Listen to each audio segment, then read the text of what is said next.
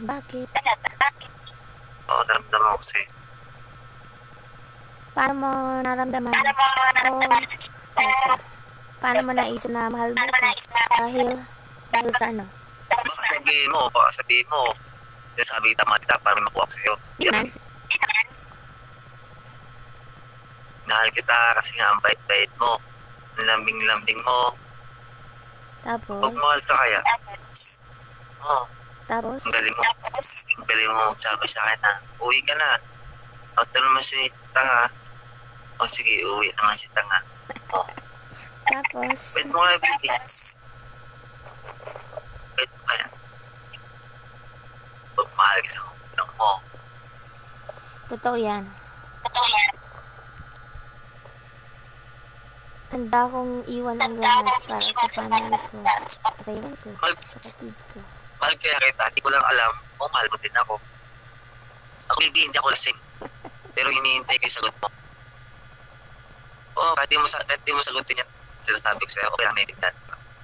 Pakiramdaman mo na lang. Hindi ko sasagutin, pero pakiramdaman mo na lang. Oo nga. Ramdam ko naman kasi. Kasi alam mo ba, ay hindi mo sabihin yung mahal kitang kataga na yan or words. Kung meron kang pakiramdam, meron kang damdamin, nararamdaman mo, di ba? Mas ano daw mas mabisa yung pakiramdam kaysa yung salita lang. Parang mas importante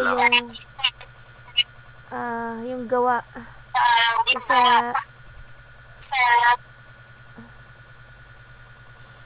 kaya ikaw sa sarili mo, ano yung feeling mo? Ano yung nararamdaman mo?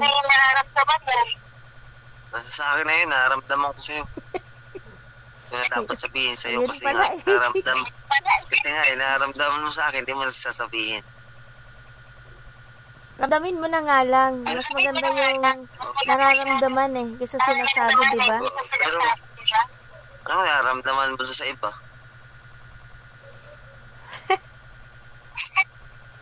Oh, hindi mo naka-record, baby. Tayo dalawa lang nag-uusap. Naka-record Ano may record? Cut mo muna. Naka-record. I-cut mo. Hindi. Alam mo lang, ano naman ang nararamdaman mo sa iba? Sa totoo lang. Sige, baby.